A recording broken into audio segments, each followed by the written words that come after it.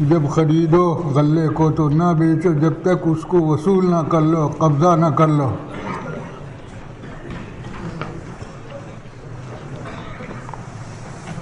آپ لوگوں کا ٹکٹ بہت پریشان کرتا ہے، آپ بھی کہو سب مدرسے میں تو ایسے ہو رہا، ہم بھی کر رہے ہیں تو کیا ہو رہا ہے؟ قاعدہ ضابطہ خالی آپ لوگوں کے لیے رہے گا، مجھے ہی تلاش کرنا پڑے گا۔ موطا کیا دیا ہے؟ مالک دیا ہے تم نے، ہے؟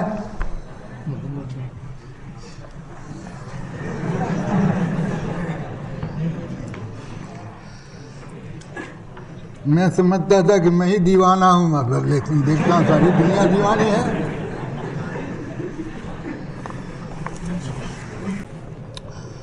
باب الرجل یکون العطایا او الدین علی الرجل فیبیعہ قبل ان یقبضہ۔ وظیفہ ہو کسی کا یا بقایا ہو کسی کا کسی پر، اس وظیفے کو یا بقائے کو دوسرے کے ہاتھ بیچ دے قبل ان یقبضہ، قبضہ کرنے سے پہلے۔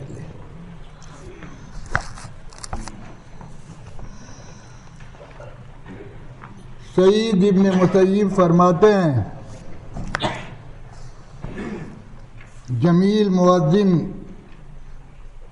کہہ رہے تھے سعید ابن مسیب سے کہ حضرت میں ایسا آدمی ہوں جو ان وظائف کو وظیفے کے طور پر جو ملتا ہے، یہ مطبخ کا کھانا، حاضل ارزاق التی یؤتی الناس، لوگوں کو آپ کے ملتا ہے مقام جار کے اندر، تو میں اس سے خرید لیتا ہوں۔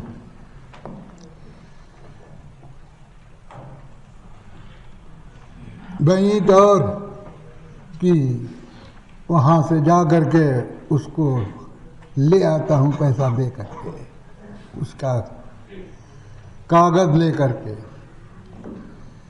سعید ابن مسیب نے کہا، اتريد ان توفيهم من تلك الاراض التي ارزاق التي ابتعت، تم جو بقایا تمہارا ہے اس کو اسی وظائف والی اس سے پورا کرنا چاہتے ہیں، اور جو تم نے خریدا ہے، تو کہا ہاں۔ فنہاہ عن ذلک، منع کر دیا۔ امام محمد کہتے ہیں، قال محمد لا ينبغي للرجل اذا كان له دین، آدمی کے ذمہ بقایا ہو اس کو دوسرے کے ہاتھ بیچے، یہ صحیح نہیں، حتیٰ یستوفیہ، یہاں تک کہ اس پر قبضہ کر لے۔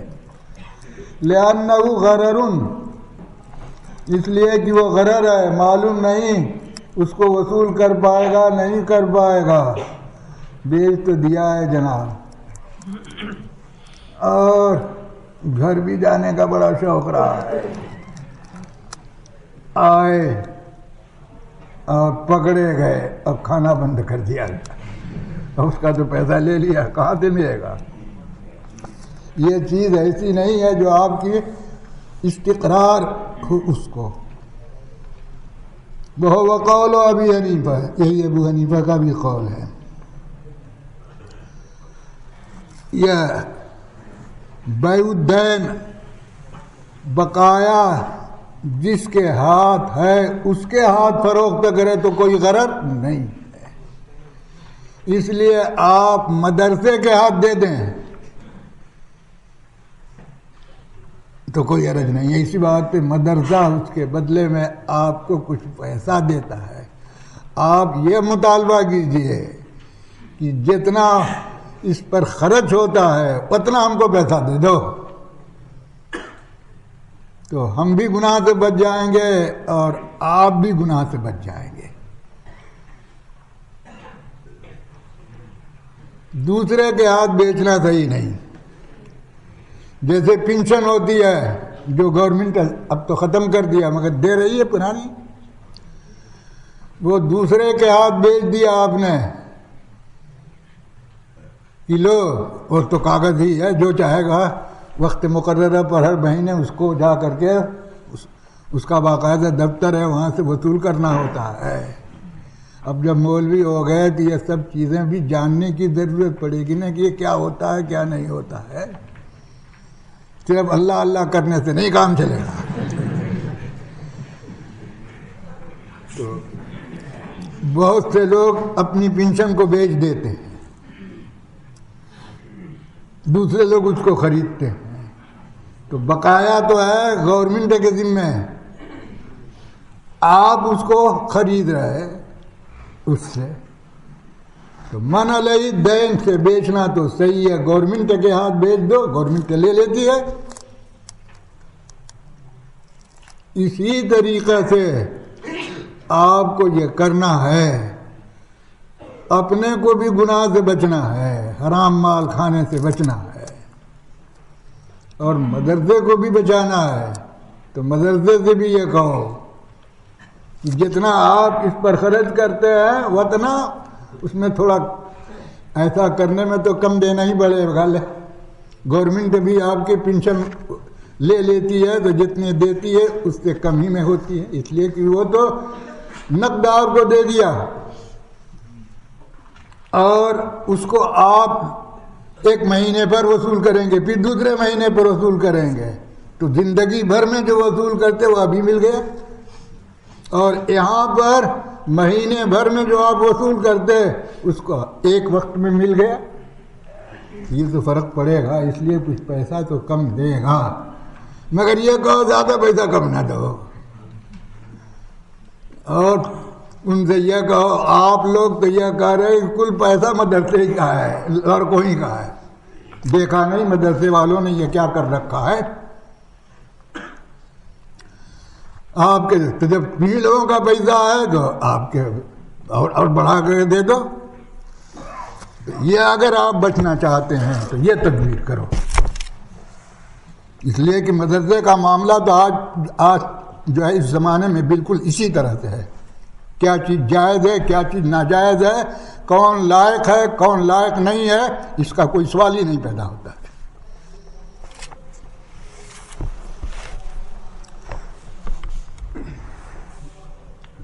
چلیے وبه قال حدثني ابو الطاهر احمد بن عبد الرحمن قال حدثنا فواد قال حدثني ابن جريج ان ابا الزبير اخبره قال سمعت جابر بن عبد الله رضي الله تعالى عنه انه يقول نهى رسول الله صلى الله عليه وسلم عن بيع سوره من تمر لا يعلم ما فيها بالكيل مسمى التمر. وبه قال حدثنا اسحاق بن ابراهيم قال اخبرنا ابن جريج قال اخبرني ابو الزبير انه سمع جابر بن عبد الله رضي الله عنهما يقول نهى رسول الله صلى الله عليه وسلم من مثل غير انه لم يذكر من تمر الا من حديثه. یہ ہدایہ میں آپ نے پڑھا اموال ربویہ یہ ساتوں الذهب بالذهب والفضة بالفضة، یہ چھٹ کے چھا ہو کے چھا، جب اس کو اس کے جنس سے بیچا جائے، سونے کو سونے سے، چاندی کو چاندی سے، گیہوں کو گیہوں سے، جو کو جو سے، کھجور کو کھجور سے، نمک کو نمک سے، تو مثلاً بے مثلن یدم بے یدن ہونا چاہیے، برابر سرابر ہونا چاہیے، اور برابری کا علم لین دین کے وقت میں ضروری ہے۔ لہذا گیہوں کو گیہوں سے بھی بیچا تخمینے کے ساتھ، یہی ہے جزاف، گیہوں کا ایک ڈھیر ہے دوسری طرف گیہوں کا ڈھیر ہے، یہ کتنا نہیں، اندازہ ہے کہ اتنا ہوگا، اندازہ ہے کہ اتنا ہوگا، ان دونوں کو آپ بیچو، ہدایہ میں یہی پڑھا ہے نا، بیچنے کے وقت میں برابری کا علم ضروری ہے۔ اب جب بیچ رہے ہو تخمینے سے تو علم نہیں ہے، ہو سکتا ہے دونوں برابر ہو سکتا ہے یہ زیادہ وہ کم ہو سکتا ہے کہ وہ زیادہ ہے یہ کم ہو،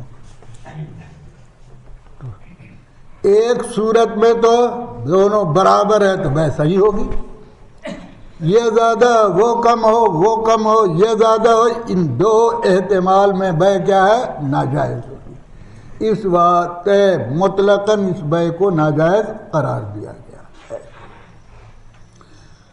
اس کی دلیل یہی حدیث ہے.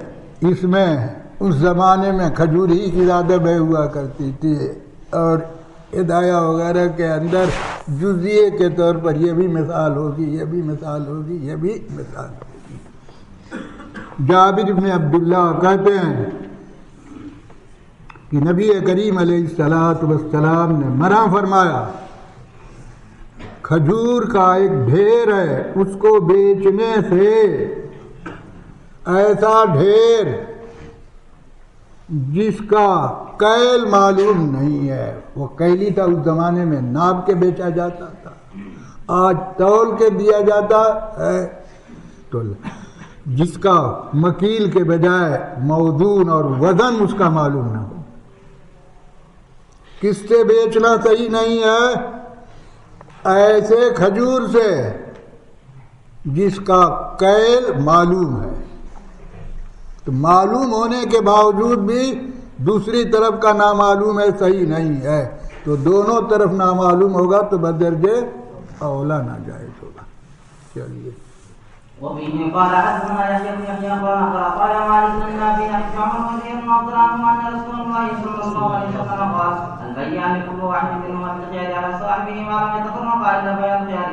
وبه قال حدثنا زهير بن حرب ومحمد بن مثنى قال حدثنا يحيى وقد قال وحدثنا ابو بكر بن ابي شيبه قال اخبرنا محمد بن بشر قال وحدثنا ابن نمير قال حدثنا ابي كل من عبيد الله النافع عن ابن عمر رضي الله عنه عن النبي صلى الله عليه وسلم قال وحدثني زهير بن حرب وعلي بن حجر قال حدثنا اسماعيل میرے بھائی ٹھیک سے پڑھو، ہم کو بھی سنائی دے.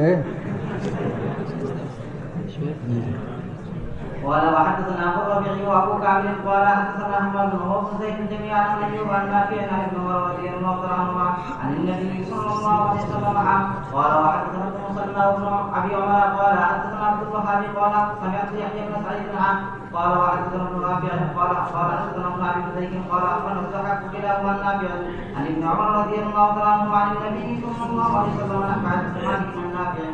وبه قال حدثنا قتيبة بن سعيد قال حدثنا ليس قال وحدثنا محمد بن رمح قال اخبرنا ليس عن نافع عن ابن عمر رضي الله عنه عن رسول الله صلى الله عليه وسلم قال اذا تغير الرجلان فكل واحد منهما بالخيار ما لم يتفرقا وكان جمعا او يخير احدهما الاخر فان خير احدهما الاخر فتبايعوا على ذلك فقد وجب البيع وان تفرقا بعد ان تبايعوا ولم يترك واحد منهما البيع فقد وجب البيع. وبه قال حدثنا زهير بن حرب واولى بن كلاهما عن سفيان قال زهير قال حدثنا سفيان بن عيينة عن ابن جريج قال عن مالك نافع سمع عبد الله بن عمر رضي الله عنهما يقول قال رسول الله صلى الله عليه وسلم اذا تبايعان بالبيع فكل واحد منهما بالخيار من بيعه ما لم يتفرقا او يكون بيعهما عن خيار فاذا كان بيعهما عن خيار فقد وجب ثلاثة معلومات في روايته. قال نافع فكان اذا بايع رجل فاراد ان يقيله قام فمسى منية ثم رجع به. آئندہ مت بولنا بھائی، آپ کو کہنا نہ کہنا تو برابر ہے. اب پڑھ لو جیسا چاہو پڑھو، چلو آئندہ مت بولنا. چل پڑھ اور پڑھ، پورا باپ کی حدیث پڑھ اور چل پڑھ.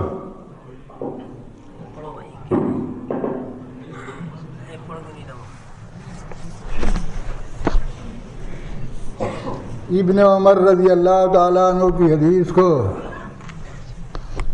نافع کے واسطے سے نقل کیا ہے اور ان کا دوسرا شاگرد عبداللہ ابن دینار ہے، اس سے نقل کیا ہے. نافع کے بڑے شاگرد ہیں زیادہ تر. نافع بھی حضرت عبداللہ ابن عمر کے آزاد کردہ غلام ہیں، غلام تھے، آزاد کر دیا ان کو، ان کی صحبت میں وہ رہے. سب سے زیادہ ابن عمر کی حدیثوں کی اشاعت اور پھیلایا نافع نے اور ان کے بیٹے سالم سے. تیسرے جن سے زیادہ حدیثیں پھیلی عبداللہ ابن دینار ہیں. یہ بھی عبداللہ ابن عمر کے ایک زمانے میں غلام تھے، ان کو آزاد کر دیا تھا. باقی ابن عمر سے اور لوگ بھی روایت کرتے ہیں،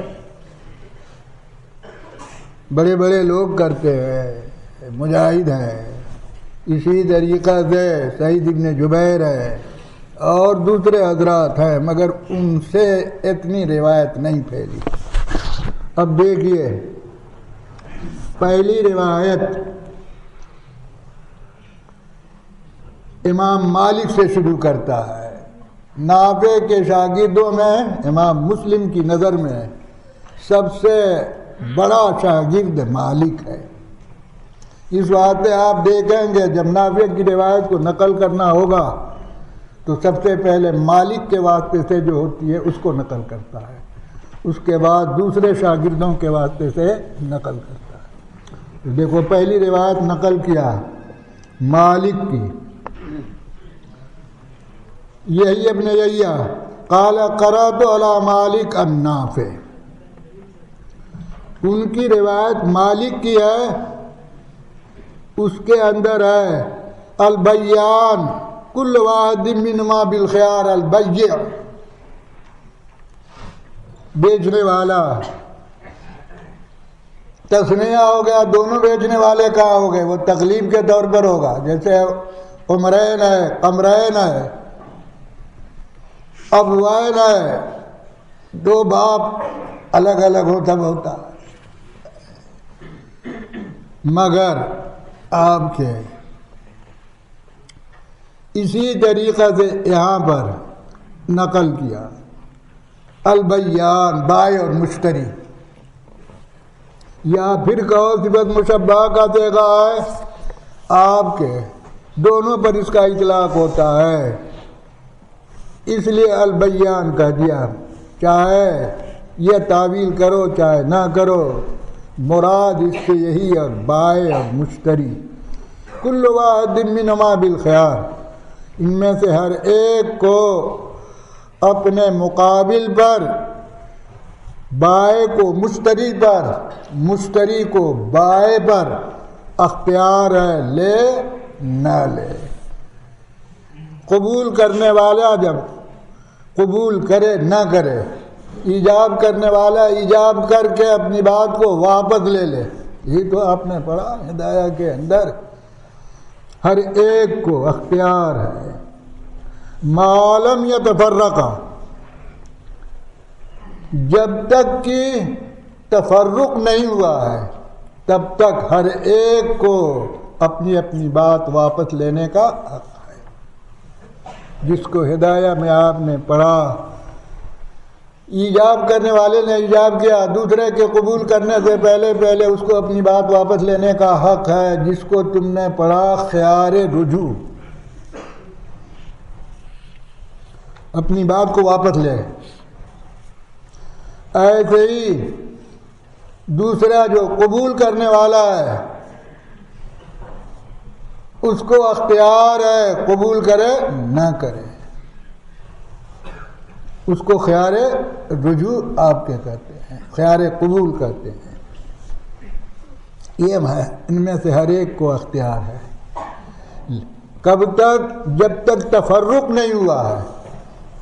جب تفرق ہو گیا تو اب بے لازم ہو گئی، کسی کو اختیار نہیں رہے گا آپ کے نہ لینے کا، نہ دینے کا۔ لینا ضروری ہوگا اور دینا ضروری ہوگا، یہ ہے معلوم یتفرقہ۔ اب یہ معلوم یتفرقہ کا کیا مطلب ہے؟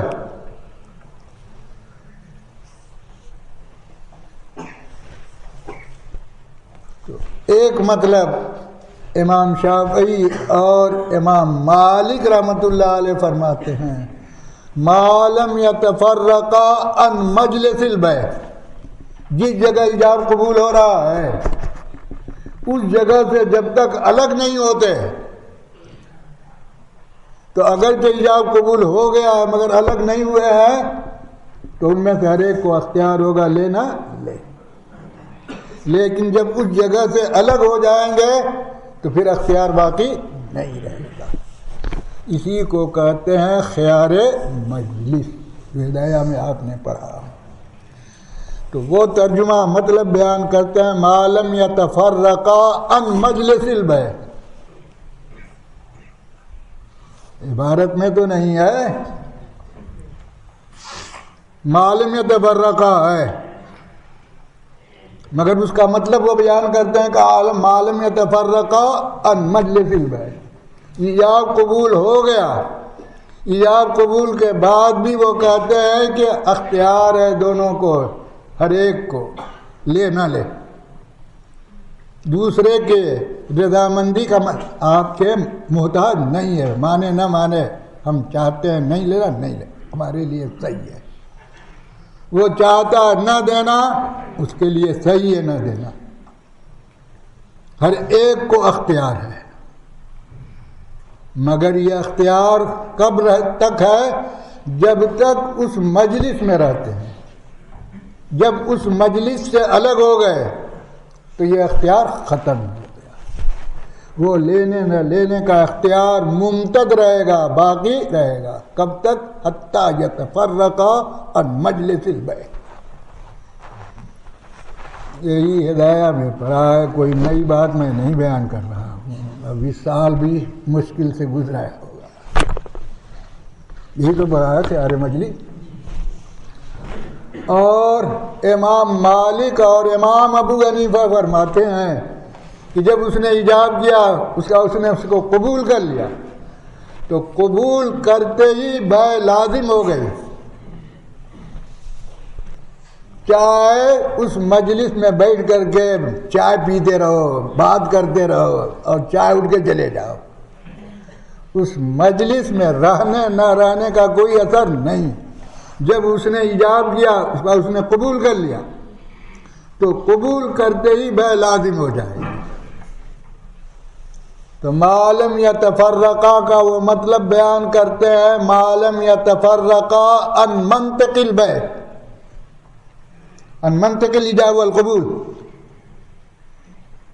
ایجاب قبول سے جب تک فارغ نہیں ہوتے تب تک اختیار ہے، جب ایجاب قبول سے فارغ ہو گئے اختیار ختم ہو گیا۔ تو ان کے یہاں خیار مجلس کوئی چیز نہیں ہے، ایجاب قبول ہوتے ہی، ایجاب قبول کے کام ہوتے ہی بیع لازم ہو جائے۔ تو میں یہ بتانا چاہتا ہوں کہ معلم یتفرقا کا متعلق حدیث میں مذکور نہیں ہے، کس سے تفرق نہ ہو دونوں کا، وہ محدود مانتے ہیں عن المجلس، اور یہ محدود مانتے ہیں عن منطق البیع۔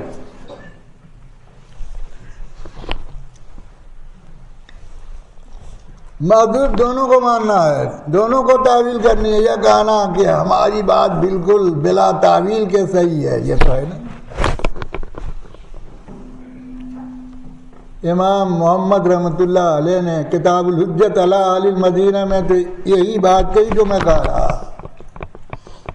بھائی معلم یتفرقا کا متعلق محذوف ہے، بلا محذوف مانے بات بنے گی نہیں، تم معلم یتفرقا عن مجلس البیع مانتے ہو اور ہم معلم یتفرقا عن منطق البیع مانتے ہیں، تو محذوف تو دونوں مانتے ہو، تعویل تو دونوں کرتے ہو، جس کی وجہ سے جب ان منطق البیع ہے، یعنی جب ایجاب کرنے والے نے ایجاب کیا تو دونوں کو اختیار ہے اپنی بات کو واپس لے لے، ایجاب کرنے والا خیار رجوع جس کو کہتے ہو، قبول کرنے والے کو اختیار ہے، قبول کرے نہ کرے اس کو خیار قبول ہے،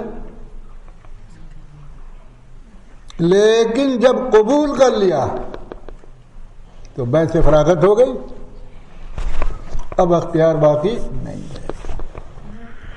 یہ مطلب امام ابو حنیفہ اور امام مالک بتاتے ہیں، اور پہلا مطلب معلم یتفرقا عن مجلس البیع، یہ مطلب بیان کرتے ہیں امام احمد اور امام شافعی رحمۃ اللہ علیہ۔ اچھا صاحب،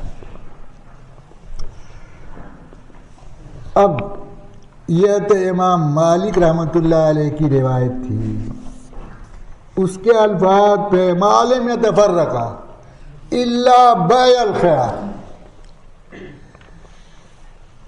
ان میں سے ہر ایک کو اختیار باقی رہے گا اور وہ اختیار ممتد رہے گا، چلتا رہے گا جب تک تفرق نہیں ہوتا ہے۔ جب تفرق ہو جائے گا تو وہ خیار ختم ہو جائے گا۔ الا بیع الخیار، مگر پھر خیار باقی رہ جائے گا اگر خیار کی بیع ہو، یہی تو ہے استثناء۔ وہ خیار ختم ہو گیا، پھر دوسرا خیار اس کو حاصل ہو جائے گا جب خیار کی بیع ہو، جس کا سیدھا مطلب ہے مگر یہ کہ اس میں خیار شرط لگا لو کہ مجھ کو 3 دن کا اختیار رہے گا، چاہے وہ لگا لے چاہے دونوں لگا لے، تب پھر بیع لازم نہیں ہوگی۔ ملہ الخیار کو اختیار ہوگا، چاہے باقی رکھے چاہے ختم کر دے۔ الا بیع الخیار کا مطلب بالکل واضح ہے۔ مگر یہی حدیث مالک نے نقل کیا کہ الا بیع الخیار کہا، اس کے بعد دوسری روایت نقل کیا، نافع کا دوسرا شاگرد عبید اللہ ہے، وہ نقل کرتا ہے، تیسرا شاگرد آپ کے ایوب ہے، جمیعاً عن ایوب سختیانی ہے، اور تیسرا شاگرد سمیت یہ ابن سعید، یہ ابن سعید الانصاری ہے، چوتھا شاگرد ضحاک ہے، کلاہما یہ ابن سعید اور ضحاک یہ دونوں نافع عن النبی صلی اللہ علیہ وسلم یہ نقل کرتے ہیں، تو ان کی حدیث کے الفاظ ایسے ہیں جیسے مالک کی روایت کے ہیں نافع سے۔ البیان کل واحد منہما بالخیار علی صاحبہ ما لم یتفرقا الا بیع الخیار، ان الفاظ کے ساتھ جیسے امام مالک نے نقل کیا ہے، اسی طرح عبید اللہ نے نقل کیا ہے، اسی طرح ایوب نے نقل کیا ہے، اسی طرح یہ ابن سعید الانصاری نے نقل کیا ہے، اسی طرح ضحاک نے نقل کیا ہے۔ اس کے بعد یہی روایت امام لیث نقل کرتا ہے نافع سے، لیث النافع عن ابن عمر عن رسول اللہ صلی اللہ علیہ وسلم، تو ان کے الفاظ ان لوگوں کے الفاظ سے بدلے، ان کی روایت میں ہے کہ اذا تبايع الرجلان، جب دو آدمی باہم خرید و فروخت کریں، فكل واحد منهما بالخيار، تو ان میں سے ہر ایک کو اختیار ہوگا، ما لم يتفرقا، جب تک کہ الگ نہیں ہوتے، وَكَانَا جَمِيعًا، ما لم يتفرقا کی تاکید ہوئی نا، دونوں مجتمع ہیں، بظاہر مجتمع ہونا اسی جگہ کے اعتبار سے ہے، مگر اس کے اندر یہ بھی ہو سکتا ہے کہ یہ اجتماع آپ کے بات چیت کے اعتبار سے ہو، جب تک بات چیت میں جمع نہیں ہوتے یعنی متفق نہیں ہوتے تب تک ان میں سے ہر ایک کو اختیار ہوگا۔ اور یخیر احدہم الآخر، او معنی میں اعلان کے، مگر یہ کہ ان دونوں میں سے ایک دوسرے کو اختیار دے،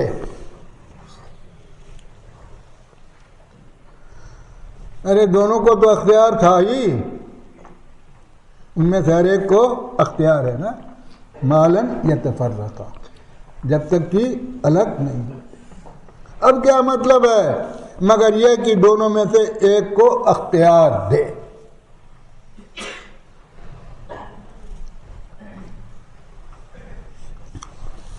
فَإِنْ خَيَّرَ أَحَدُهُمَا الْآخَرَ، اگر ایک دوسرے کو اختیار دیتے ہوئے کہتا ہے یہاں لینا ہو تو لو، فَإِنْ خَيَّرَ أَحَدُهُمَا الْآخَرَ، میں انتظار نہیں کروں گا، بولو جلدی لینا ہے کہ نہیں۔ اگر ایسا کرتا ہے اور اس کے بعد لے لیا دونوں نے، فتبایا علی ذالک فقد وجب البیع، تو بیع لازم ہو جائے گی۔ یعنی ان دونوں میں سے ہر ایک کو اختیار رہے گا جب تک وہ مجتمع نہیں ہوتے، جب تک کہ وہ مجتمع ہیں۔ اب وہ اپنے مطلب کے اعتبار سے کہیں گے کہ جب تک مجلس کے اندر اکٹھا ہیں تب تک دونوں کو اختیار رہے گا، لونا ہے چاہے نہ لو۔ لیکن اللہ استثناء کا مطلب یہ لیں گے، مگر یہ کہ یہ لینے نہ لینے کا اختیار باقی رہتا ہے جب تک مجلس میں رہتے ہو۔ اس کو ختم کرنا چاہتے ہو کہ صاحب یہ لینا نہ لینا معلق ہو رہا ہے، کہ مجلس جب ختم ہوگی تبھی بات لازم ہوگی، اس کے پہلے لازم نہیں ہوگی۔ لیکن تم اس کو لازم کرنا چاہتے ہو مجلس کے ختم ہونے سے پہلے الا ان یخیر، مگر تم اس سے کہو لینا ہو تو لو، میں اس کا انتظار نہیں کروں گا کہ لے کر کے تم آپ کے مجلس تک بیٹھے رہو۔ شروع ہی سے یہ کہہ رہا ہے کہ میں تم کو اتنے میں دے رہا ہوں، بولو لینا ہے کہ نہیں لینا ہے۔ اب کہا فتبایا، بس لے لیا، تو بیع لازم ہو جائے گی، وہ خیار مجلس ختم ہو جائے گا۔ اور یخیرہ کا مطلب وہ لوگ یہ بیان کرتے ہیں کہ خیار مجلس کے ختم کرنے کی شکل یہ ہے کہ یہ اختیار لینے نہ لینے کا بات چیت مکمل ہونے کے باوجود مجلس کے اندر رہتے ہوئے ختم کرنے کا حق ہے۔ تو یہ دغدغہ جو لگا ہے، یہ دغدغہ ختم ہوگا کب؟ جب مجلس ختم ہوگی۔ اس دغدغے کو ختم کرنے کے لیے پہلے ہی سے تم کہو، اور یخیرہ نہ بات چیت کرتے ہوئے اس سے کہہ دیا کہ بھائی لینا ہو تو لو، اختیار دیا۔ یہ اختیار تو پہلے نہیں تھا، جو میں اعتراض کر رہا تھا کہ اختیار تو اس کو ہے، پھر اختیار دینے کے کیا معنی؟ اس لیے وہ اختیار کا ترجمہ یہ کرتے ہیں لینا ہو تو لو اور نہیں تو بات ختم۔ وہ فتبایا علی ذالک، بس اس پر وہ بیع کیے تو اب بیع لازم ہو جائے گی، اختیار باقی نہیں رہے گا، مجلس تک اسی وقت میں ختم ہو گئی۔ جیسے حنفیہ کہتے ہیں بات چیت مکمل ہو گئی، بات ختم ہو گئی، یہ اس کا مطلب بیان کرتے ہیں۔ فتبایا علی ذالک فقد وجب البیع، تب بیع لازم ہو جائے گی۔ وَإِن تَفَرَّقَا بَعْدَ أَن تَبَايَا، اور اگر پہلے سے یہ نہیں کہا کہ لینا ہو تو لو نہیں تو نہیں، اور ایسے ہی بات چیت کر کے ایجاب و قبول کر لیا، تو جب ایجاب و قبول کر لیا تو پھر اختیار رہے گا ان میں سے ہر ایک کو لینے نہ لینے کا، اللہ یہ کہ تفرق ہو، الگ ہو جاؤ، مجلس سے الگ ہو جاؤ، تب اختیار ختم ہو جائے گا۔ وَإِن تَفَرَّقَا، اور اگر دونوں متفرق ہوئے بات چیت کرنے کے بعد، تبایا ایجاب قبول کرنے کے بعد، اور ایک دوسرے کو سے یہ نہیں کہا تھا کہ لینا ہو تو لو نہیں تو نہیں، بلا اس کے کہے ہوئے ایجاب قبول کر لیا ہے، اور لم یترک واحد منہما البیع، اور بیع کو ترک نہیں کیا ہے، تب بیع تفرق پر لازم ہوگی۔ تو کیا اس حدیث میں ان کے کہنے کے مطابق دو صورت کو بیان کیا گیا، ایک صورت یہ کہ ایجاب قبول کیا، ایجاب قبول کرنے کے بعد ہر ایک کو اختیار رہے گا لے نہ لے، حتیٰ یتفرقا، یہاں تک کہ وہاں سے اٹھ کے جائے، چاہے دونوں اٹھ جائے چاہے ایک اٹھ سے دوسرا باقی رہے، تب بے لازم ہوگی۔ اور دوسری صورت بے کے لازم ہونے کی ہے کہ شروع ہی سے کہہ رہا ہے کہ میں اتنے میں تم کو دے رہا ہوں، بولو لیتے ہو کہ نہیں لیتے، فوراً اس کو جواب دینا ہے۔ اگر یہ نہیں کہتا ہے تو اس کو لینے کا اختیار رہے گا کب تک؟ چپ رہے، بیٹھا رہے، مجلس تک۔ یہی ابتدا میں آپ نے پڑھا کہ جب ایک ایجاب کرتا ہے تو دوسرے کو قبول کرنے کا حق کب تک ہے؟ جب تک اس مجلس میں ہے۔ آپ دکان پر گئے، بیٹھے رہے، اس نے آپ نے کہا یہ کتنے کا؟ وہ کہتا 10 روپے کا ہے یہ سامان۔ آپ دیکھتے رہے، کچھ نہیں بول رہے، وہ کہتا بولو بولو لینا ہے، مگر چپ۔ آخر میں آپ کہتے ہیں ہاں میں نے لے لیا، تو وہی آپ نے پڑھا مجلس کی ساعت کو ایک ساعت کے حکم میں مانا جاتا ہے، لہذا فوراً کہو تو دیر میں کہو تو اسی مجلس میں کہو، تمہارا وہ قبول اس کے ساتھ لگ جائے گا۔ تو یہ خیار قبول مجلس تک ہے، لیکن بیٹھے بیٹھے آپ دکان چھوڑ کر کے اس کی دوسری دکان پر چلے گئے، اب جا کر کے دیکھا تو صاحب وہ تو 10 روپے میں نہیں دے رہا، یہ سامان تو وہاں 12 روپے میں ہے۔ پھر اس کے بعد دوسری دکان پر گئے، جانے میں کوئی تکلف نہیں آپ لوگوں کو، وہاں بھی دیکھ لیا تو کہا رے بھائی یہ بھی تو 12-11 میں دے رہا ہے، تو وہی تو ٹھیک ہے۔ اس لیے آپ پلٹ کے آئے اور کہا کہ صاحب آپ کے وہ 10 میں جو کہہ رہے تھے نا دے دو نکال کر کے، تو اس کو آپ کی بات ماننا لازم نہیں ہے۔ وہ جو اس نے ایجاب کیا تھا 10 روپے کا، وہ ایجاب کیا ہو گیا؟ باطل ہو گیا۔ اب جی چاہے گا تو دے گا، جی چاہے گا تو نہیں دے گا، اس ایجاب کی بنا پر آپ اس کو مجبور نہیں کر سکتے۔ یہی ہدایہ کے اندر آپ نے پڑھا، تو اسی کو یہ کہہ رہا ہے کہ پہلے تو اس طرح سے تھا کہ وہ لازم ہوگی جب تک مجلس میں رہو، اور دوسری صورت لازم ہونے کی یہ ہے۔ اس طرح سے وہ لوگ اس حدیث کو خیار مجلس پر محمول کرتے ہیں۔ اب آگے تیسری بات، تیسرا شاگرد ابن جریج ہے مکی، قال املا علی نافع، لکھوایا نافع ہے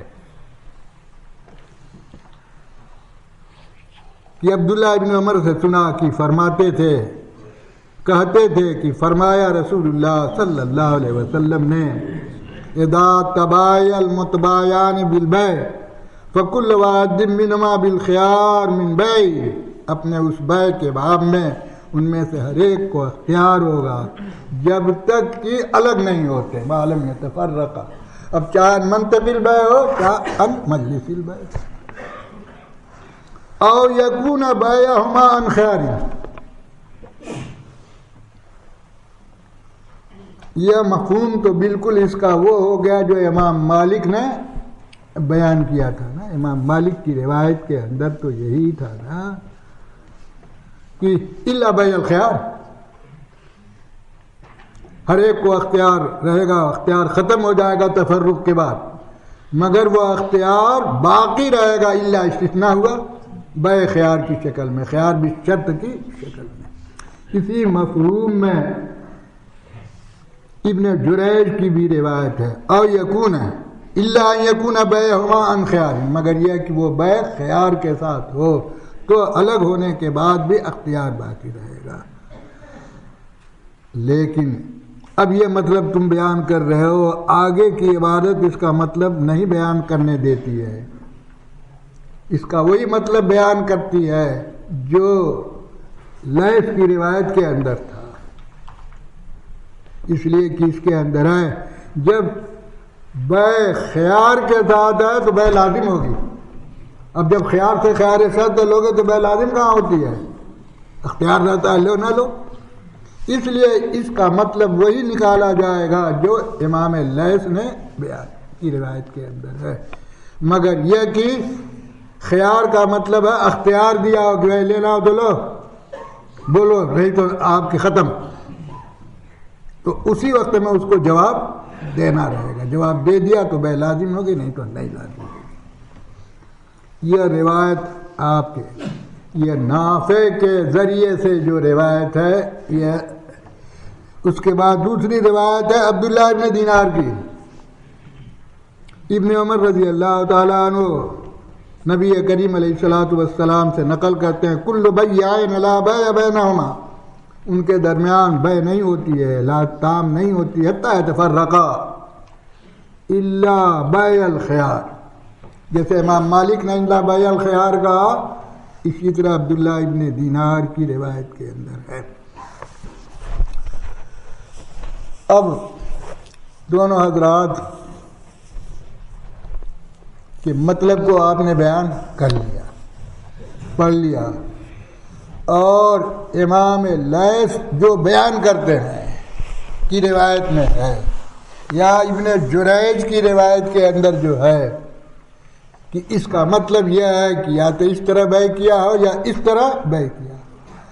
اگر بلا کہے ہوئے بیع کر لیا، ایجاب قبول ہو گیا ہے، تو جب تک تفرق نہیں ہوتا تب تک وہ بیع لازم نہیں ہوتی.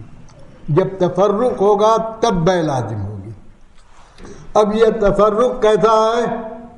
امام ابو حنیفہ کے نزدیک ان منطق البیع ہے اور ان حضرات کے نزدیک ان مجلس ہے. دوسرا ٹکڑا اور یخیرہ اختیار دے اس کو. کس چیز کا اختیار دے؟ لینے نہ لینے کا. تو اس کو جواب دینا ضروری ہے. تو یہ لوگ اختیار دینے کی بات مانتے ہیں کب؟ جب ایجاب قبول ہو گیا اور مجلس باقی ہو. یہ مجلس سے پہلے ہی، تفرق سے پہلے ہی، شروع سے جو چل رہا ہے لینا ہے تو لیتے وقت کے اندر کہا کہ لینا ہو تو لو اور نہیں تو نہیں. اس وقت میں لینا لازم ہو جائے گا. لے لیا تو ٹھیک ہے، اب خیار باقی نہیں رہے گا. تو خیار مجلس کے ختم کرنے کی بات ان کے نزدیک کی شکل یہ ہے کہ بات چیت کے وقت ہی میں کہہ دے اختیار دے دے. اختیار دینے کا مطلب یہ ہے کہ لینا ہو تو لو اور نہ تو نہ لو. ابھی جواب دو. جواب دینا گویا ابھی ضروری ہے. اس طرح سے خیال مجلس نہیں رہے. لیکن بےعینی یہی مطلب احناف میں امام ابو یوسف رحمۃ اللہ علیہ بھی اس حدیث کا ہی بیان کرتے ہیں. ابھی مسئلہ بیان کیا میں نے کہ جب ایجاب کیا تو قبول کرنے والے کو اختیار ہے، اب کرے، دیر میں کرے، تھوڑی دیر کرے، تھوڑی دیر کرے. کب تک باقی رہتا ہے اختیار؟ اخیر مجلس میں، اٹھنے سے پہلے. جب اٹھ کے چلا گیا اب آ کر کے اپنے قبول کو اس کے ساتھ ملائے گا تو نہیں ملے گا. تو اس کو قبول کرنے کا اختیار ممتد ہے مجلس تک. مجلس تک یہی تو ہوگا نا. لیکن اگر یہ ایجاب کرنے والا کہتا ہے جیسے کہ ان کے ہیں، ہمارے ہاں بھی یہی ہے نا کہ صاحب میں 10 روپے میں دے رہا ہوں، 2 لو لیتے کہ نہیں لیتے، میں اتنی دیر تک انتظار نہیں کروں گا جو تم اپنا قاعدہ بتاتے ہو کہ مجلس کے آخر تک مجھ کو قبول کرنے کا حق ہے. سوچ لو، میں یہ سب نہیں جانتا، لینا ہو تو لو. میں اس کو مجلس تک مؤخر نہیں کرنا چاہتا ہے، معلق نہیں کرنا چاہتا، ابھی لینا ہو تو لو، بولو. تو اسی وقت میں اس کو بولنا ضروری ہوگا. اگر نہیں بولے گا تو اب قبول کرنے کا اختیار نہیں ہوگا.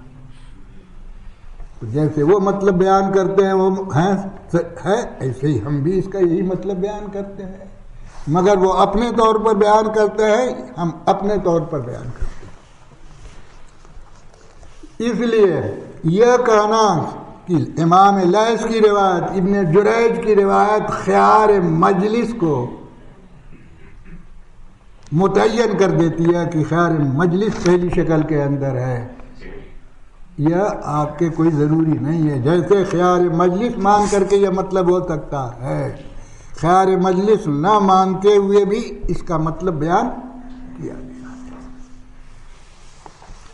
یہ تو اس وقت میں تھا جب نافع کی روایت میں یہ الفاظ ہوں، لیکن آپ نے دیکھا کہ نافع کی روایت مالک اور جتنے اور شاگرد ہیں وہ سب یہ تفصیل نہیں بیان کرتے، الا بیع الخیار کہہ رہے، الا بیع الخیار کا وہ مطلب بیان کر رہے نافع۔ بھئی نبی کریم علیہ الصلوۃ والسلام نے الا بیع الخیار کہا یا یہ تفصیل بیان کی؟ مسئلہ یہ ہے نا آ گیا، جب نافعی کے اتنے شاگرد ہیں وہ الا بیع الخیار نقل کر رہے ہیں، اور یہ دو شاگرد ہیں جو آپ کے اس طرح بیان کر رہے ہیں، تو سوال یہ ہے کہ نبی کریم علیہ الصلوۃ والسلام نے یہ لفظ بھی کہا، یہ لفظ بھی کہا، نافع نے کبھی اس طرح بیان کیا کبھی اس طرح بیان کیا، یا نبی کریم علیہ الصلوۃ والسلام نے ایک لفظ بیان کیا؟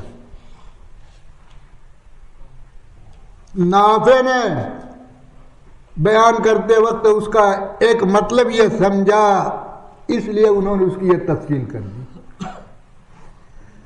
تو اب امام مسلم رحمۃ اللہ علیہ پہلے نافع کی روایت کو اور اس کا تمام مطابق کو نقل کر کے یہی تو بتانا چاہتے ہیں کہ اصل الا بیع الخیار ہے۔ مانا یہ جائے گا کہ نبی کریم علیہ الصلوۃ والسلام کا جو قول ہے حتی یتفرقا الا بیع الخیار ہے، امام لیث کی روایت، ابن جریج کی روایت میں جو یہ تفصیل ہے، یہ تفصیل گویا نافع نے اپنے طور پر الا بیع الخیار کی سمجھ کے نقل کیا ہے۔ اسی لیے امام مسلم نے اخیر کے اندر عبداللہ ابن دینار کی روایت کو نقل کیا، اس کے اندر بھی مالک کی طرح سے الا بیع الخیار کا لفظ ہے، اس کے علاوہ اور کچھ۔ اس کے علاوہ یہ روایت دوسرے حضرات بھی نقل کرتے ہیں، البیان بالخیار ما لم یتفرقا پر بات پوری کر دیتے ہیں۔ روایت اسی لیے نقل کر رہا ہے حکیم بن حزام کی، البیان بالخیار ما لم یتفرقا، یہیں تک ہے۔ آگے ابو برزہ اسلمی رضی اللہ تعالیٰ عنہ کی روایت ابو داؤد میں دکھلاؤں گا میں، اس کے اندر بھی البیان بالخیار ما لم یتفرقا، آگے کچھ نہیں ہے۔ اسی طریقہ سے سمرہ ابن جندب رضی اللہ تعالیٰ عنہ کی روایت میں ہے البیان بالخیار ما لم یتفرقا الا بیع الخیار او یخیر احدہما، اس طرح کا اضافہ کہیں نہیں۔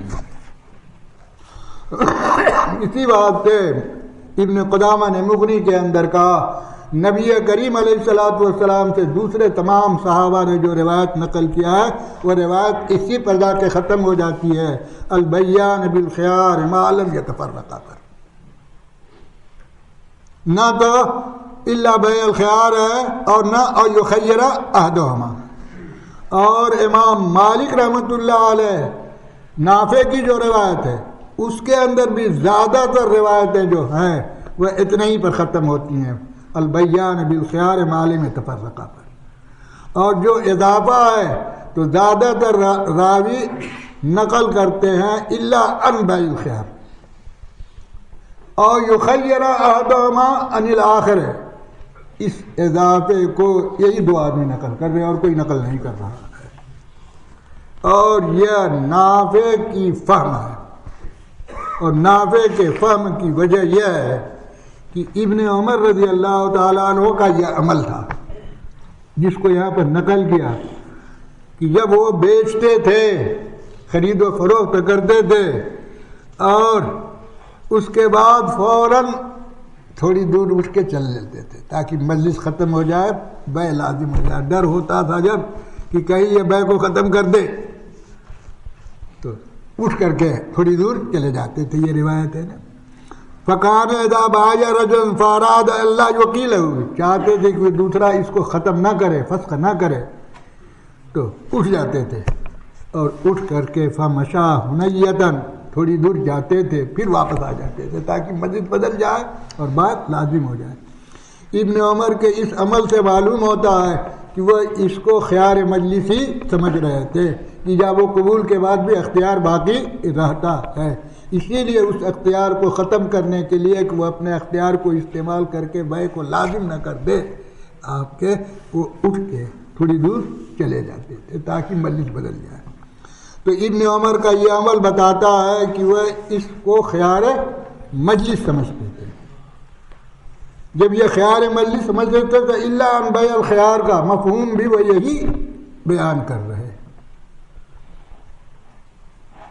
کہ مجلس کے بعد وہ سے جب تک رہے گی تب تک رہے گا اختیار، الا یہ کہ دوسری شکل ہے مجلس کے ہوتے ہوئے بھی خیار کو ختم کرنے کی، پہلے ہی سے کہہ دے کہ آپ کے لینا ہو تو لو، نہیں تو نہ لو. تو ایسی صورت میں جب لے گا تو خیار مجلس باقی نہیں رہے. سوال یہ کہ اگر یہ ہے تو ابن عمر ایسا کیوں نہیں کرتے تھے جب شریعت نے اس کو اختیار دیا ہے؟ اب اس کے اختیار کو ختم کرنے کے لیے یہ حرکت آپ کر رہے ہیں، فوراً اٹھ جا رہے ہو جلدی سے، تو یہ ایسا کرنا کہاں سے ہی ہو جائے گا؟ آگے ایک روایت عمر ابن شعبہ نبی جدی کی، البیان بالخیار ما لم يتفرق ولا يحل له ان يفارقه خشیۃ ان يستقیلہ، حلال نہیں ہے اس کے لیے وہاں سے الگ ہونا. تو ابن عمر کہے لیے کام کر رہے تھے. شریعت آخر اس کو اختیار دے رہی ہے، کہے لیے کیوں دے رہی ہے؟ یہی تو ذرا سوچ سمجھ لے، میں نے جو لیا ہے ٹھیک لیا ہے کہ نہیں لیا ہے. تو آپ شریعت اس مسئلے سے تو اس کو اختیار دے رہی ہے اور آپ چاہتے ہیں کہ اختیار ختم کر دیں. تو ابن عمر کا یہ عمل کیوں کر مناسب ہوگا؟ اس لیے اس کا یہ مطلب سمجھنا کہ ابن عمر خیار مجلس سمجھتے تھے یہ مناسب نہیں معلوم ہوتا ہے، بلکہ یہ کہا جائے گا کہ ابن عمر رضی اللہ تعالیٰ عنہ کے ذہن میں یہ متعین نہیں ہو رہا تھا کہ بھئی یہ خیار مجلس بھی ہو سکتا ہے اور خیار آپ کے ان منطقی بے بھی ہو سکتا ہے، مالے میں تفرقہ کا یہ بھی مفہوم ہو سکتا ہے، یہ بھی مفہوم ہو سکتا ہے. متعین نہیں ہو پا رہا تھا، اس لیے آپ کے احتیاط کے طور پر معلوم تفرقہ ان منطقل بے سمجھتے ہوئے یہ کام کر لیتے تھے. دوسرا احتمال یہ بھی ہو سکتا ہے کہ ان کی نظر کے اندر، اور یہی احتمال قوی ہے، کہ ان کی نظر میں معلوم تفرقہ ان منطقل بے ہی صحیح تھا، مگر یہ سمجھتے تھے کہ ممکن ہے مقابل والا اس کو سمجھتا ہو ان مجلس البے، تاکہ میں وہاں سے اٹھ جاؤں تو اس کے خیال کے اعتبار سے بھی بھے لازم ہو جائے اور رگڑے جھگڑے کی بات نہ پیدا ہو. اس لیے ایسا کرتے تھے. اس کے اس عمل کو دلیل بنانا اس بات کی کہ وہ اس کو خیار مجلس ہی سمجھتے تھے، یہ متعین